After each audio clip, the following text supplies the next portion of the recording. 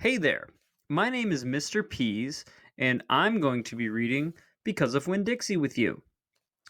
We are on chapter 16. Let's get started. Litmus W. Block was just a boy when the firing on Fort Sumter occurred, Miss Franny Block said as she started in on her story. Fort Sumter, I said. It was the firing on Fort Sumter that started the war, said Amanda. Okay, I said. I shrugged.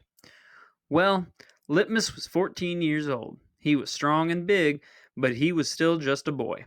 His daddy, Artley W. Block, had already enlisted, and Litmus told his mama that he could not stand by and let the South get beat, and so he went to fight too.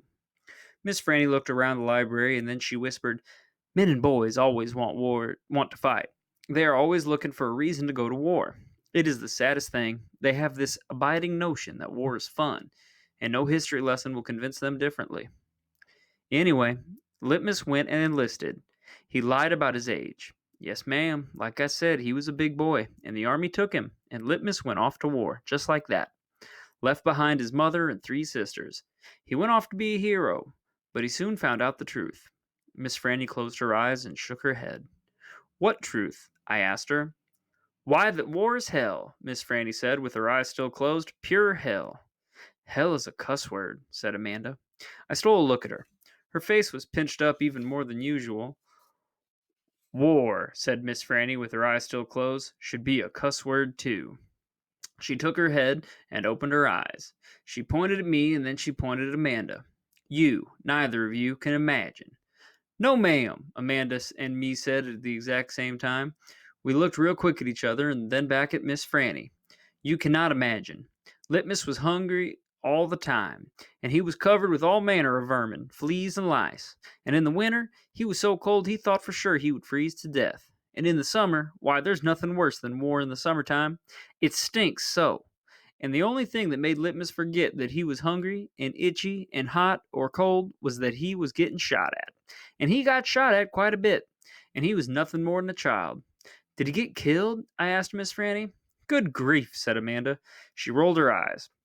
Now, Opal, Miss Franny said, I wouldn't be standing in this room telling this story if he was killed.